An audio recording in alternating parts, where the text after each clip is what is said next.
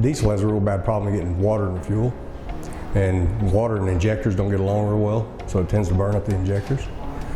We were going through about 6 injectors every 6 months, which is about 18 grand. So we were looking for a fix to pull the water out of the diesel before it gets to the injectors. Called around to several different suppliers and nobody really wanted to build what we were looking for. And then after calling and talking to you, it was pretty easy. I mean, you guys got right on board with us. We're in Canada that we had a 5-year lease with. The locomotive had been on lease for about 16 months. They'd burned up two sets of injectors because of water. So we convinced them to try your new dehydrator. We installed a new engine at that same time. They said if it ran for 6 months without problems, they'd give us a new 5-year lease, and that's what they did. That locomotive's been running now for a little over 2 years on the same injectors. We've had no issues with it. It works, and that's the main thing.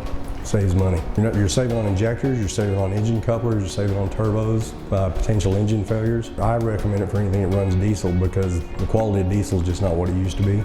So anything that runs diesel, get the water out of it.